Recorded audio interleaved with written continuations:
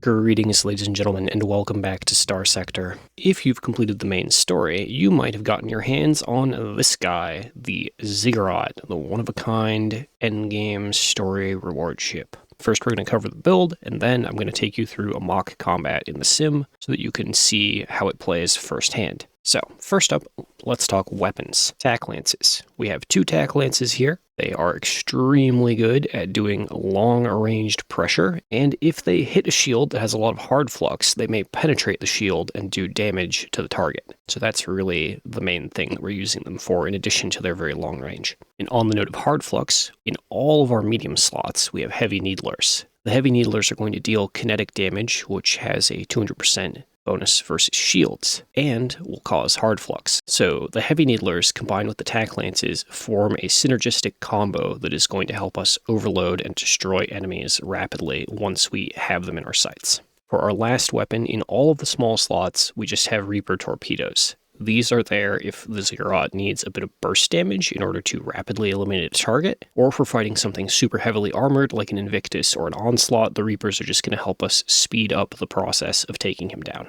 For captain skills, you can run basically whatever you want on the Ziggurat, but I do recommend putting at least 5 points into personal combat skills, just so that you are a proper powerhouse to be reckoned with. In particular, for how I play, targeting analysis is great for shutting down enemy weapons and dealing bonus damage. Field modulation is useful for the reduced phase cloak cooldown. In fact, it might be kind of mandatory. Gunnery implants to extend the range of our weaponry. And polarized armor for bonus EMP resistance and the elite bonus of 25% flux dissipation rate while venting. I consider all of that pretty important.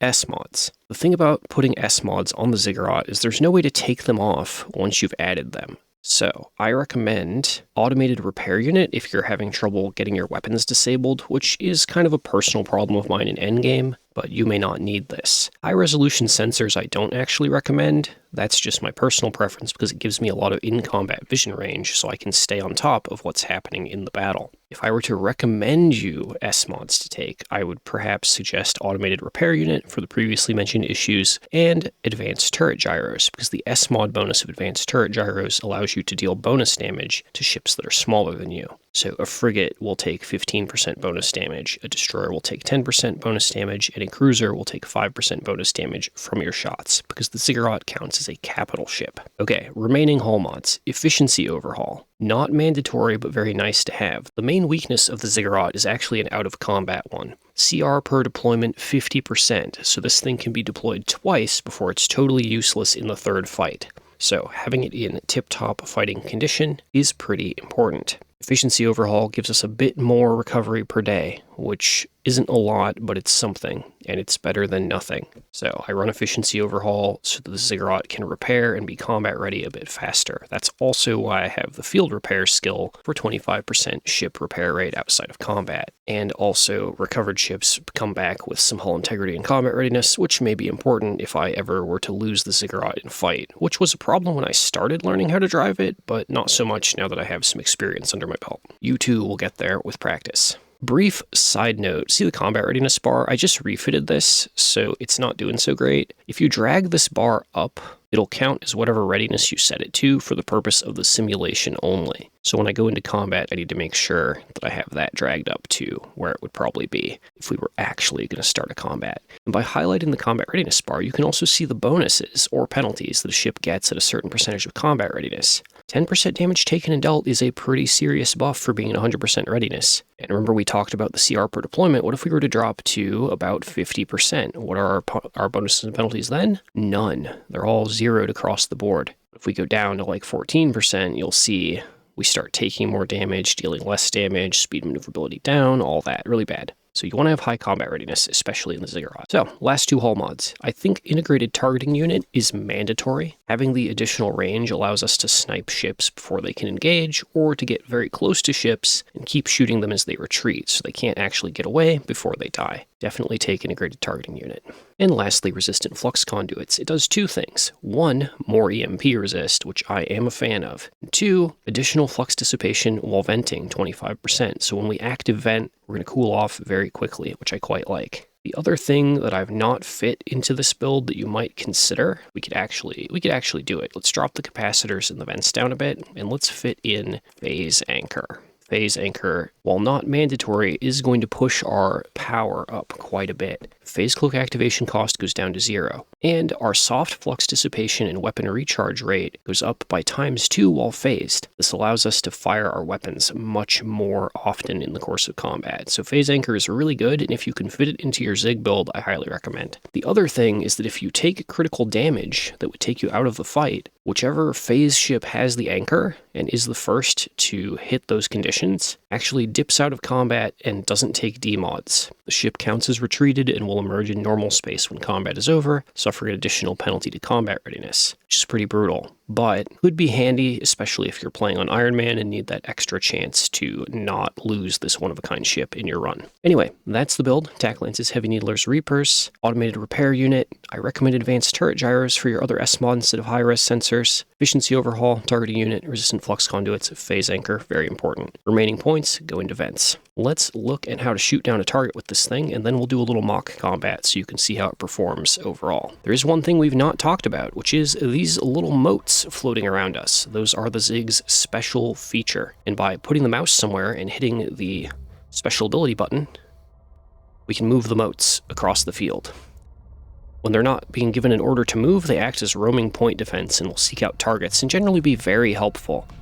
But to kill a ship as the Zig, you're simply going to target it, send the motes at it, which they already kind of did that, and then wait for the Heavy Needlers to fire, hit him with the Tack Lances, and once the Tack Lances have fired, you're just going to drop back into phase, pop out of phase when the Tack Lances reload, do another burst, go into phase, pop out. So when your Tack Lances are not ready to fire, be in phase. When they are ready to fire, be shooting them. It's very straightforward. And if your opponent recovers his guns and stuff, just throw the motes at him again so that all his weapons get disabled. As you can see, it is trivially easy to bully and destroy a single ship, and then we can active vent. So, good stuff. Now, how do we do in a full combat scenario? We're going to deploy a random mercenary fleet. I'm going to deploy some amount of my own ships here as well. And what did they end up with? All sorts of stuff. But the game plan remains the same. Find a target, hit them with everything, drop into phase to reload. Repeat. Now, if you don't give the motes orders, they will function very intelligently as a kind of passive defense. You'll see them chasing down fighters and missiles and stuff as we go. And that's the feature I really like the most about the Zig, is that having it on the field provides this passive defensive buff to the entire team. You can also, use the motes to, say that group of fighters, we send in the motes toward them, and they will go up there and do what they can. But using the motes, you can also we could keep, that astral disabled while I turn and focus on this eagle. And you can juggle multiple enemy ships that way, just by disabling them with motes, disabling another ship by blasting it with Tack Lances, and kind of juggle a couple enemy ships that other capital ships in the game can't really tie up multiple large enemies that way. There is a reason the Zig is the boss ship. A unique one-of-a-kind ship. Alright, and active vent. That's all their big ships cracked. And of course, I have here a generally stacked, silly endgame fleet. The best and largest thing I could think to build in vanilla that was uniquely my own. So of course, this is going to go fast, even though we've given every enemy ship an officer and S-mods. But the Zig can allow you to do wonderful, deadly things. You can fight a lot of enemy ships with it. It is definitely worth the value of its maintenance costs and stuff. Alright, one target left. Zap.